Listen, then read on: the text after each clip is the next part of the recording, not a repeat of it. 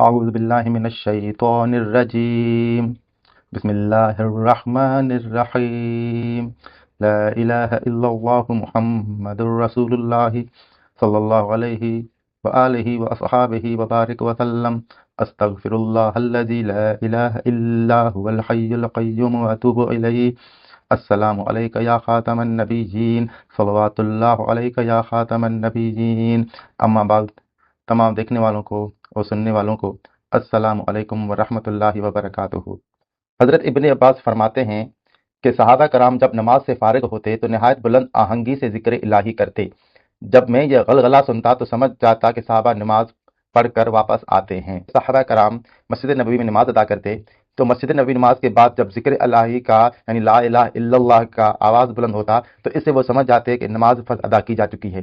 یہی وہ حدیث ہے جس پر ہم لوگ عمل پیرا ہیں کہ ہر فرض نماز کے بعد بلند آواز سے لا الہ الا اللہ کا ذکر کرتے ہیں، اور اس طرح ہم اس حدیث پہ عمل کرنے کی سعادت حاصل کرتے ہیں جو صحابہ کرام کا طریقہ ہے، جو صحابہ کرام کی روایت ہے۔ تو یہ صحابہ کرام کا پسندیدہ طریقہ ہے لا الہ الا اللہ کا ذکر ہر فرض نماز کے بعد۔ آج کے اس ماحول میں ہم سے حدیثوں پر عمل چھوٹ چکا ہے، ہم ان حدیثوں پہ توجہ دیتے ہیں، ان روایتوں پہ توجہ دیتے ہیں، ان باتوں پہ توجہ دیتے ہیں جس سے محبت، پیار، اخوت اور نبی پاک صلی اللہ علیہ وسلم امت میں اتفاق پیدا نہیں ہوتا جو ہم باتیں کرتے ہیں۔ اگر ہماری نیت میں یہ ہو کہ ہمیں نبی پاک صلی اللہ علیہ وسلم کی امت کو ایک نقطے پہ متحد کرنا ہے، اختلاف پیدا نہیں کرنا، ان کو محبت کا، پیار کا پیغام دینا ہے، اگر نیت میں یہ ہو تو پھر ہر بات آسان لگتی ہے، اور پھر احادیث مبارکہ سے ہمیں ہدایت ملتی ہے، پھر قرآن پاک سے ہمیں ہدایت ملتی ہے، اور پھر ہمیں ذکر الہی کی توفیق ملتی ہے، اس بنیاد پہ کہ ہمارا نظریہ فرقے وارت نہ ہو، ہر قسم کے علماء کا ادب و احترام ہو۔ ہم کو تمام علماء کا ادب و احترام کرنا چاہیے، ان کو اللہ تعالیٰ نے قرآن پاک کا علم دیا ہے، حدیث کا علم دیا ہے۔ ہمارا یہ کام نہیں کہ ہم علماء کرام کی نعوذ باللہ ان کی بے ادبی کریں۔ ہم کو علماء کرام کا احترام کرنا چاہیے، ان سے سیکھنا چاہیے۔ اس حدیث مبارکہ میں بتانے کا مقصد یہ ہے کہ ہم نے یہ سنت چھوڑ دی ہے، ہم نے یہ صحابہ کرام کا طریقہ چھوڑ دیا ہے۔ اگر ہم کھلے دل سے احادیث مبارکہ اور قرآن پاک کی تلاوت کریں تو ہمیں عمل کے لیے بہت کچھ مل سکتا ہے۔ تو یہ سنت جو آج کے دور میں مساجد میں گم ہو چکی ہے، اور بعض اوقات لوگ یہ سمجھ لیتے ہیں کہ فرض نماز کے بعد یہ لا الہ الا اللہ کا ذکر کرتے ہیں، یہ تو پتہ نہیں کہاں سے طریقہ لائے ہیں۔ بھائی یہ حدیث میں موجود ہے، صحابہ کرام فرض نماز کے بعد ذکر کرتے تھے، ابن عباس نے فرمایا ہے۔ کوئی بھی مسلمان ایسی کوئی بات نہیں کر سکتا جو حدیث مبارک میں نہ ہو۔ ہم ایک دوسری روایت دیکھتے ہیں، سیدنا ابو ہریرہ رضی اللہ عنہ سے روایت ہے، اللہ تعالیٰ کے کچھ فرشتے ہیں جو سیر کرتے پھرتے ہیں، جن کو اور کچھ کام نہیں، وہ ذکر الہی کی مجلسوں کو ڈھونڈتے ہیں۔ سبحان اللہ۔ پھر جب کسی مجلس کو پاتے ہیں جس میں ذکر الہی ہوتا ہے، وہاں بیٹھ جاتے ہیں۔ سبحان اللہ، کیا ذکر کی مجلسوں کا مقام ہے! یہاں تک کہ ان کے پروں سے زمین سے لے کر آسمان تک جگہ بھر جاتی ہے۔ وہ اس مجلس جو ذکر کی ہو رہی ہے اس کے اپنے نورانی پروں سے ڈھانپ لیتے ہیں، اور ڈھانپتے چلے جاتے ہیں یہاں تک کہ زمین سے لے کر آسمان تک وہ جگہ بھر جاتی ہے۔ اس کے بعد کیا ہوگا؟ جب لوگ اس مجلس سے جدا ہو جاتے ہیں، یعنی ذکر کی مجلس جب ختم ہو جاتی ہے تو وہ فرشتے اوپر چڑھ جاتے ہیں اور آسمان پر جاتے ہیں۔ تو اللہ تعالیٰ ان فرشتوں سے پوچھتا ہے، حالانکہ وہ سب جانتا ہے، خوب جانتا ہے، سب کچھ جانتا ہے، تم کہاں سے آئے ہو؟ وہ عرض کرتے ہیں، ہم تیرے بندوں کے پاس سے آئے ہیں، زمین سے ہو کے، تیرے بندوں کے پاس سے ہو کے آئے ہیں، وہ تیری پاکائی بول رہے ہیں اور تیری بڑائی بیان کر رہے ہیں، اور لا الہ الا اللہ کہہ رہے ہیں، تیری تعریف کر رہے ہیں، اور تجھ سے کچھ مانگتے ہیں پروردگار۔ سبحان اللہ۔ تو اللہ تعالیٰ فرماتا ہے، پروردگار فرماتا ہے، رب تعالیٰ فرماتا ہے، مجھ سے کیا مانگتے ہیں؟ فرشتے عرض کرتے ہیں، تجھ سے جنت مانگتے ہیں۔ تو اللہ تعالیٰ فرماتا ہے، کیا انہوں نے میری جنت کو دیکھا ہے؟ فرشتے عرض کرتے ہیں، انہوں نے تو نہیں دیکھا ہمارے رب۔ پروردگار فرماتا ہے، اگر انہوں نے میری جنت کو دیکھا ہوتا تو ان کا کیا حال ہوتا؟ فرشتے عرض کرتے ہیں، وہ اس سے بھی زیادہ شوق سے، اس سے بھی زیادہ جذبے سے تیرا ذکر کرتے۔ فرشتے عرض کرتے ہیں، یا اللہ وہ تو تیری پناہ مانگتے ہیں۔ پروردگار فرماتا ہے، کس چیز سے مانگ رہے ہیں وہ؟ فرشتے کہتے ہیں، تیری دوزخ کی بنائی ہوئی آگ سے پناہ مانگ رہے ہیں اے مالک۔ پروردگار فرماتا ہے، کیا انہوں نے میری دوزخ کو، میری آگ کو دیکھا ہے؟ فرشتے کہتے ہیں، نہیں یا رب، انہوں نے تو تمہاری دوزخ کو نہیں دیکھا۔ تو اللہ تعالیٰ فرماتا ہے، پھر اگر وہ میری دوزخ کو دیکھتے تو ان کا کیا حال ہوتا؟ تو فرشتے عرض کرتے ہیں، تو اگر وہ دیکھ لیتے دوزخ کو تو اور بھی زیادہ اللہ کا خوف، اللہ کا ڈر ان پہ طاری ہوتا۔ اللہ تعالیٰ فرمائے گا، رسول رب فرمائے گا، میں نے ان کو بخش دیا، اور جو وہ مانگتے ہیں وہ دیا، اور جس سے پناہ مانگتے ہیں اس سے پناہ دی۔ سبحان اللہ۔ یعنی جو وہ چاہتے ہیں ان کو عطا کیا، ان کو جنت عطا کر دی، ان کو دوزخ سے پناہ دے دی اور بھی جو کچھ وہ چاہتے ہیں ان کو عطا کر دیا۔ پھر فرشتے عرض کرتے ہیں اے مالک ہمارے، ان لوگوں میں تو ایک شخص ایسا آ گیا جو بہت ہی گنہگار ہے، وہ ادھر سے نکلا تو ان کے ساتھ بیٹھ گیا، ورنہ اس کی نیت میں نہیں تھا کہ وہ وہاں بیٹھتا، لیکن اس نے ذکر ہوتے محفل دیکھی، اس نے ایسے ہی آ کے وہ بھی بیٹھ گیا، وہ کسی دوسرے کام سے آیا تھا۔ پروردگار فرمائے گا میں نے اس کو بھی بخش دیا کہ یہ ایسے لوگ ہیں جن کے ساتھ کوئی بھی آدمی کوئی بھی شخص بیٹھ جائے تو وہ بد نصیب نہیں ہوتا، اس کے لیے بھی جنت لازم ہو گئی، اس کو بھی دوزخ سے پناہ مل گئی، اس کے دل میں بھی جو مرادیں تھیں وہ اس کی مرادیں پوری ہو گئیں۔ سبحان اللہ، یہ مشہور ترین احادیث میں سے ہے، یہ وہ حدیث ہے جو ہر عالم کو پتا ہے، ذکر کی مجالس کا کتنا بڑا مقام ہے اللہ تعالیٰ کے نزدیک۔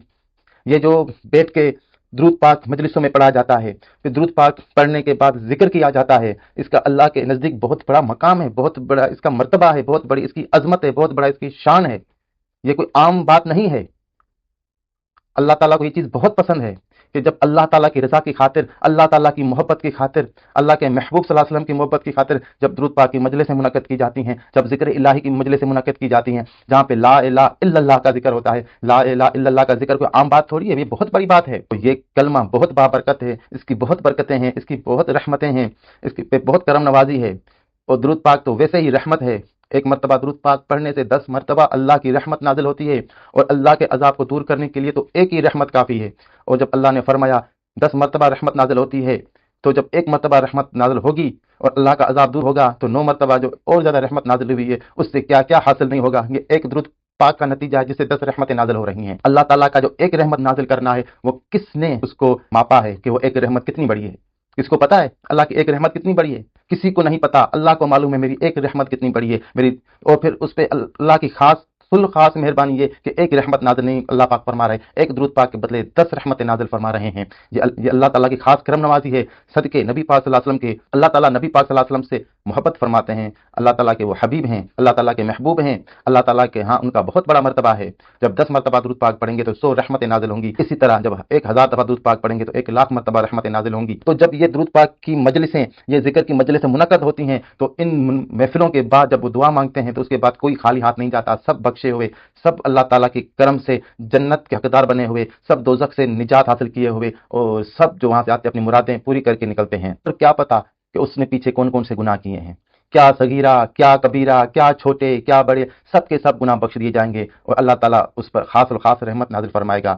تو آپ دوستوں سے عرض ہے اس حدیث کی بنیاد پہ آپ جتنا ہو سکے اپنی گھروں میں درود پاک کی محفلیں اور لا الہ الا اللہ کے ذکر کی محفلیں منعقد کریں، اس سے اللہ کی رحمت نازل ہوگی، اللہ کا عذاب دور ہوگا، اور اپنی مسجدوں میں خاص ہر جمعرات کو درود پاک کی محفلیں، درود پاک کی مجلسیں مغرب سے لے کے عشاء تک ہر جمعرات کو منعقد کریں، اور پھر درود پاک کی محفل کے بعد نفی اثبات لا الہ الا اللہ کا ذکر کریں، پھر اللہ سے دعا مانگیں، انشاءاللہ تعالی اللہ تعالیٰ آپ پر خاص کرم کرے گا، اللہ تعالیٰ آپ پر خاص رحم فرمائے گا۔ شاہ عبداللطیف بٹیا رحمۃ اللہ علیہ سندھ کے بہت بڑے، دنیا کے بہت بڑے بزرگ گزرے ہیں، ان کی بہت بڑی شان ہے، بہت بڑا مرتبہ ہے۔ حضرت شاہ عبداللطیف بٹیا سندھی میں ایک شعر ہے ان کا، وہ فرماتے ہیں تن تسبیح من منیوں دل دمبورو جن، تندوں جے طلب جوں وحدت سان وجن، وحدہ لا شریک لہ ایہو راگ رگن، سے ستائی سوہن نندر عبادت جنجی۔ اس میں بھٹائی سرکار فرماتے ہیں تن تسبیح، میرا جو جسم ہے، میرا جو وجود ہے وہ تسبیح ہے، من منیوں، میرا جو من ہے وہ تسبیح کا منقا ہے، دل دمبور و جن، میرا جو دل ہے وہ دمبورے کا ساز ہے، تن تسبیح من منیوں دل دمبور و جن، تندوں جے طلب جوں وحدت سان وجن، میری تندیں ہیں دمبورے کی یعنی میرے دل کی، وہ اللہ تعالیٰ کی وحدت کے ذکر سے بج رہی ہیں۔ وحدہ لا شریک لہ ایہو راگ رگن، اللہ واحد ہے، اس کا کوئی شریک نہیں، ایہو راگ، یہ جو راگ ہے، یہ راگ رگن، یہ خون لے جانے والے رگوں میں چل رہا ہے کہ وہ واحد ہے، وہ واحد ہے، وہ واحد ہے، وہ لا شریک لہ ہے، اس کا کوئی شریک۔ سے ستائی سوہن، یہ وہ ہیں جن کی نیند بھی خوبصورت ہے، نندر عبادت جن جی، تو جب سوتے ہیں تو ان کی نیند ہوتی ہے، ان کی نیند بھی عبادت ہوتی ہے، کیونکہ ان کی نیند میں بھی ان کا ذکر چل رہا ہے، نیند میں بھی ان کا قلب اللہ اللہ اللہ کر رہا ہے، اللہ کو یاد کر رہا ہے۔ ہٹ دھنی شاہ عبداللطیف بٹیا رحمۃ اللہ علیہ نے خود اپنے کلام میں ذکر الہی کی کتنی بڑی تلقین کی ہے، ہر صوفی نے ذکر اللہ کی طرف بلایا ہے، ہر بزرگ نے لا الہ الا اللہ کے ذکر طرف بلایا ہے۔ وآخر دعوانا ان الحمد للہ رب العالمین، شکر الحمد للہ رب العالمین، جزاک اللہ خیرہ۔